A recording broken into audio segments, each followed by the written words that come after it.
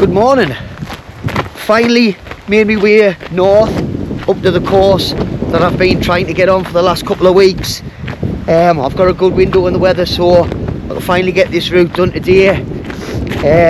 We're up Hexham Way and we're going to do Housesteads, Hadrian's Wall, Sycamore Gap and the Seal Rig Circular.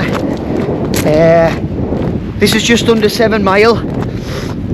I've done this before, well, a version of this before. Me and Jordan came up a couple of years ago and I did a slightly shorter route with her. So it's a lovely place. You can just see Housesteads now up in the distance. What a sunrise as well I'm getting here. So I will make my way up to there. What I'm going to do is I'm going to put a link for the route in the video description. It'll take you straight to all trails, and then if you wanted to do that you can just click on the link and it'll take you exactly to this route that I'm doing. Before I get properly into this one, I just want to say thank you to anybody that subscribed to the channel. When I first started putting videos up, originally it was just going to be for like friends and family, sharing on my Facebook, but after I did the first couple of talky kind of guided routes, I got a bit good feedback and a few people started subscribing. So I set myself a small challenge to try and hit 50 subscribers by the end of the year. It's not many, but to me it's big. Anyway, last week I hit the target, and last time I checked I think I had 84 subscribers. So I mean, for a channel that's only been going probably 3 months, in the hiking niche especially, that's good numbers.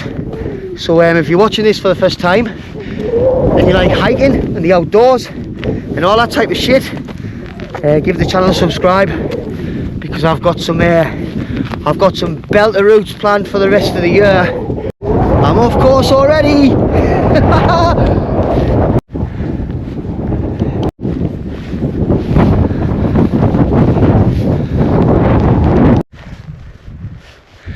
Some views down into the fort there.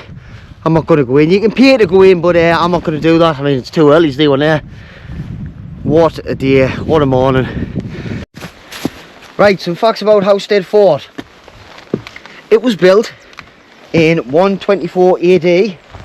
For anyone that doesn't know what AD is, that's after Jesus died. So that makes it roughly about 1,900 year old. The Latin interpretation of the name is Coricovium. I think that's how you pronounce it.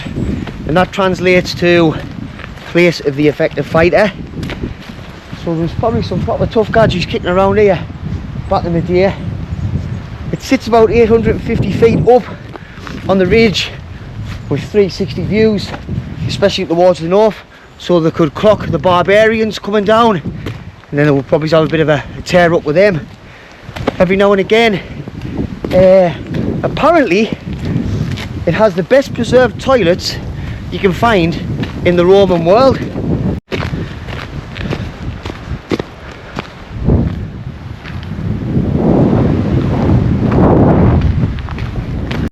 Not even a mile into this one, and straight away I can tell this is not the route that I've done before with Jordan.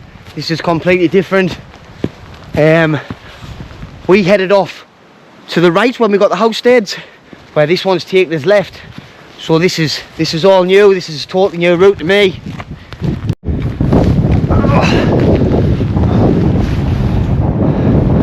Oh, you don't want to be falling down there.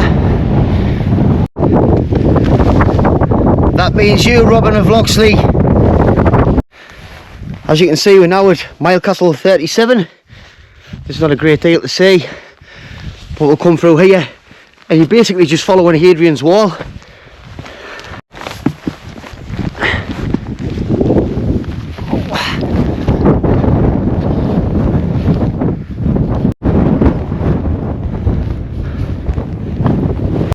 Yeah, I recognise this area here. This is definitely the path that me and Jordan took. It must have just took us a different way around at the start, but from here on out it does get a bit up and downy.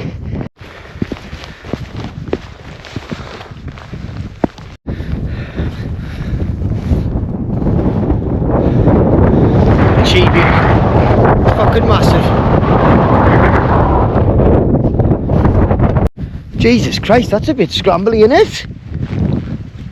Whoa. Be careful on this here, hold up. I tell you what, in the wet, this is whew.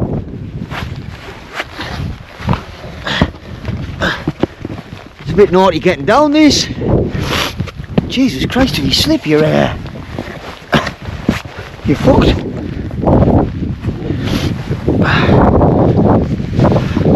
Oh, you could just walk around the path like, instead of scaling the fucking mountain. I bit of a scramble down that like. I want to take my time on this one and really drink in all the views and that. However, I've got to get a bit of a wiggle on because there's rain forecast later in the morning. Didn't want to get caught in the rain and get wet. Last time we were here, it absolutely bounced down. And we got soaking towards the end of it. So ideally I want to be off this as quickly as possible. Pennine way. Although there's nothing really technical about it, other than if you come down Housestead Crags there like. There's a path, as you can see, I could have took there. It's mainly just steps, but it is pretty steep in areas. So you can see our route here. We drop down there and we're going to go to an area known as Cragloff, and that'll take us on and pretty much just do a giant circle around here and then back, and we head back that way.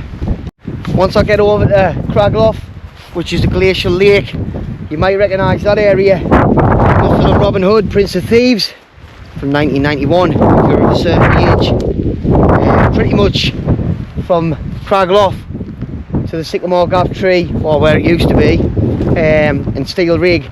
They filmed quite a bit of the opening of the film in that area. So it's pretty cool.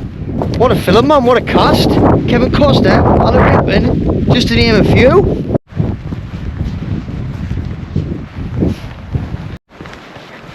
Yeah, so that's Cragloff there. Absolutely beautiful. Mile Castle 38. You can see how cold it's getting now. Patches of frost. This is going to take us through the trees and up to Hotbanks Crags, which overlooks the lake. Yeah, last time we were over here, once we dropped down and get past Steel Rig, me and Jordan hooked off to the left and circled round and took us back up this way. Whereas this route, slightly different, slightly longer, a bit more challenging. It'll take us right and take us around the other side of the lake, so we should get some absolutely class views over to the crags. Alright, Chief!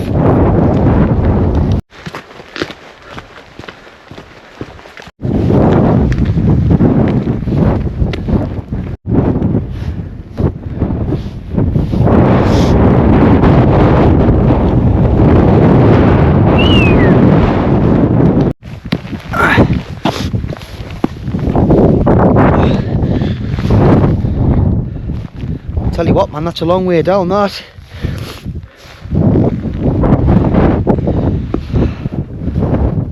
You might have a chance of scrambling up that, but the other side, phew, and it's slippy as shit. I'm now just following the path that runs alongside Hadrian's Wall, down towards where the old Sycamore Gap tree used to be before it was cut down. I don't know how I'm going to react to seeing this, like, or more so not seeing it. Last time me and Jordan came, 2023, I was fortunate enough to see it. A short time after that, it was cut down by two mindless dickheads. I tell you what, I'm just looking back here. I'm going to have to hurry up because a few of these clouds in the sky are as black as a witch's cauldron, and I do not want to get soaked. So that's where you would normally have gotten the iconic view of the Sycamore Gap tree there.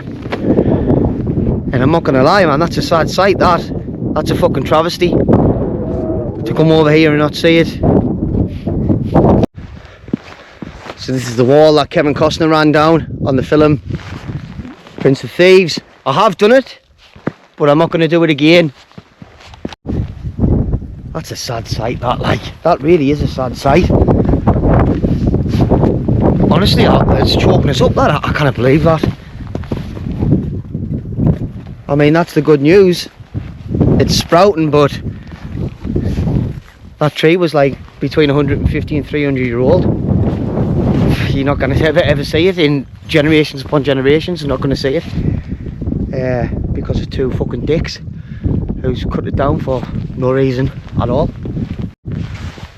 Just looking back to where the stump is, say me farewells. It's probably the last time I'll ever come over here. That was the most photographed tree in England, you know.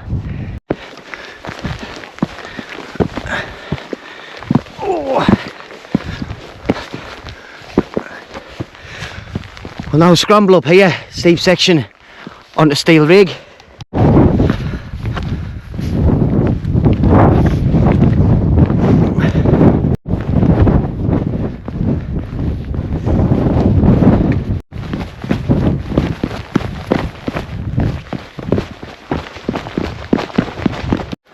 Another mile castle here. I can't see what that says, it's all eroded. Mile Castle summit. I'll tell you something that really pissed us off about the felling of the Sycamore gap tree was the reaction of some of the people that were outside of like the walking and the outdoors community. So you were seeing things on Facebook from like Karens, and they were saying like, oh, they've cut the tree down and they're getting over 4 years each in prison.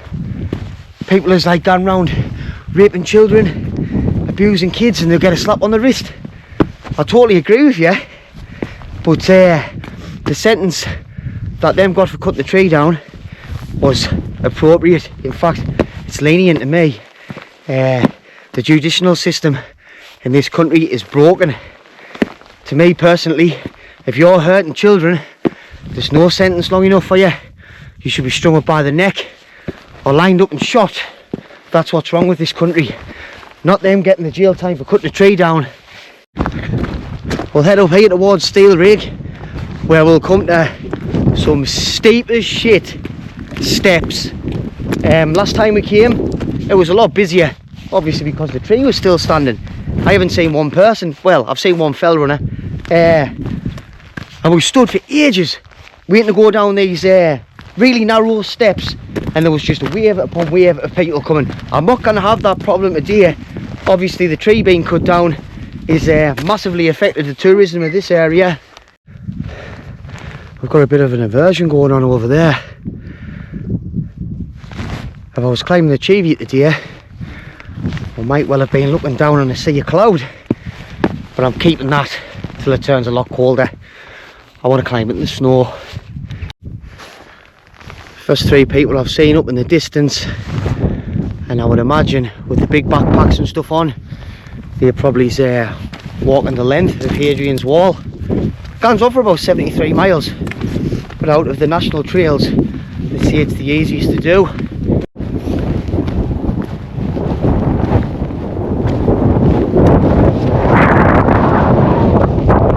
Tell you what, you'd have to watch your step a bit. Can you steep this? And it's all polished, kind of like what you would get on striding edge, sharp edge, stuff like that.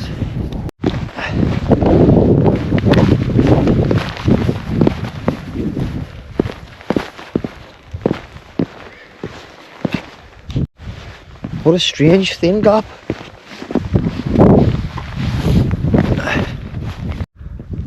So that's what we've come down. Can he steep like? I wouldn't fancy going up it. What's going on with this? Tell you what, they've got so many different friggin' latches. Yeah, looking back, Steel Rig. We're gonna back around this way, overlooking Craglough again, and Hobban's Crags. We're gonna have to get a move on because I reckon I'm gonna get soaking here. Looking for the first opportunity I can to get onto this path here. Oh Christ, that's absolute bogfest there. Aye, you want to wear boots. You want to be wearing boots on anything like this, especially this time of year. That's fucking swampy as out. Just looking on my Garmin, And there's a peak up here, and there'll be a trig point on it. And you know I like a trig point, but not today. I'm too hungry, I want to go home. I've got leftover pizza died in the house, man. The crags there is going to be looking lovely as we go past them. I think what I'll probably do is I'll take the picture. The thumbnail for this video is going to be overlooking the glacial lake and the crags there. Absolute bomb proof they are. It's probably a little bit of overkill. It's probably still a little bit warm to be wearing the likes of these. My Berghaus Storm Treks are decent enough boots. They've only ever been breached probably twice, 3 times in absolutely horrific conditions. So for the likes of this, the probably would have been enough. But I am liking these scarpers. I mean, I'm just bombing through this. Great fun. Oh ho ho! But these will come into their own once it gets really cold. But the Berghaus probably would have been alright, like. I have got no idea what that blue steep bit is there. That is steep as shit. That's like something you'd see in the lakes. God knows what that's going to be. It must be that over there. Didn't really seem as skittish as normal sheep, these. As well as starting to give you a link to the routes in the video description, as I said at the beginning of the walk. What I think I'm going to do is, when I come to wrapping things up, I'm going to give each route a rating, and then you can sort of judge for yourself when you come and compare it to my rating if you want. But 99% of my walks I do are all trails routes. I've always used all trails. I've never had no problem with it. You can use it for free, but I pay a yearly subscription, and it's not much. It might be about 40 quid for the year. If you're using it every other week, you know, it's a no-brainer. But like I say, you don't have to pay for it. The main reason I do is because it makes it easier for us to send the route to me Garmin. Absolutely stunning views back over here. I love the cloud and the contrast with the sunlight over that way. Looks like we've got like some type of abandoned barn or something over here. Yeah, it's not abandoned. So you can see there's some machinery in there. This is all private.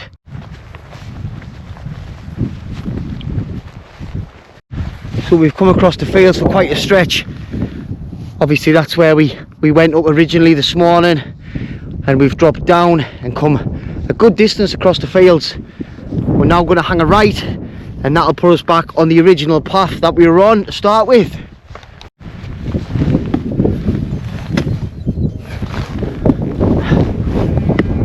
Well, this is end of access land, like, but it's definitely the route. I'll have to go on through it. Of all the sheep I've come across over the years in different places, oh, he's having a Jimmy Riddle.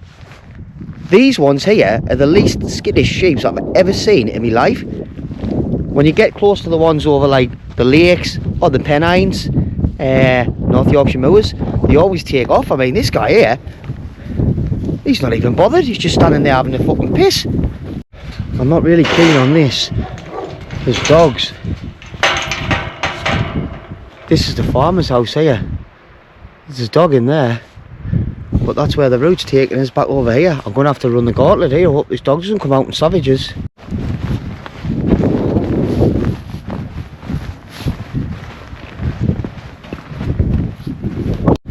Successfully navigated the farmer's area without getting bitten. We're now back on the path that we came down to start with. It's going to take us slightly to the right. As you can see, we're now on the steep bit that we were looking at before. It's nothing major. It's probably a bit more deceptive than anything else, to be honest. Looks steep, but it's not too bad.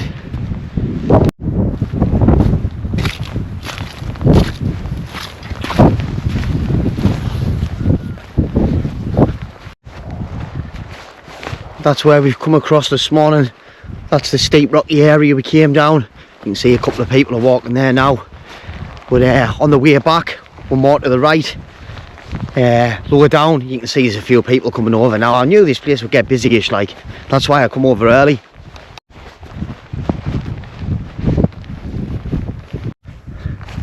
And here we are back at Houstead's Roman fort with the perfectly preserved Roman toilets. Down here is the museum where we came past this morning. We'll just follow this track down now round them trees there, and it'll take us back to the Houstead's Visitor Centre where we're parked in the National Trust car park. Tell you what, I'm glad that I've risked coming over here this morning. I nearly called it off last night because there was a chance of rain about 10 o'clock. I've managed to keep ahead of the weather, but it's just starting to spit on now, so I've kept ahead of it and it's been well worth coming over.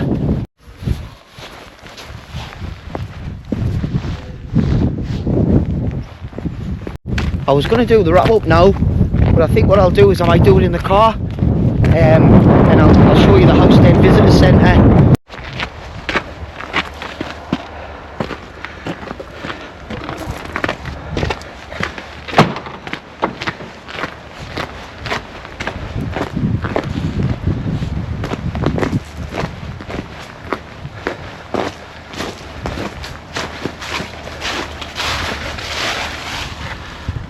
Not for us.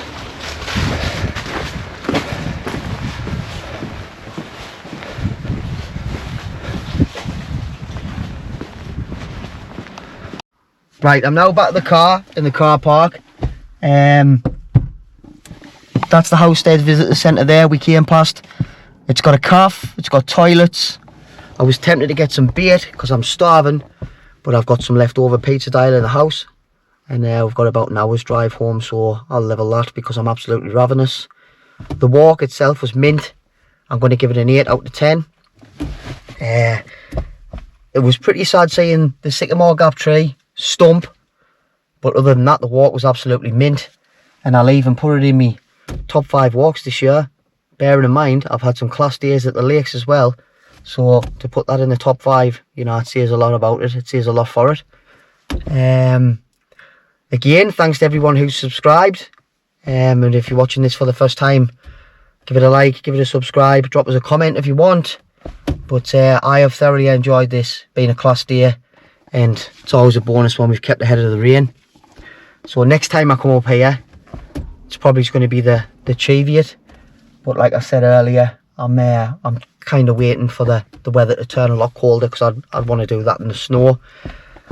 But a great day out, and I'll catch you next time. Toodle pip.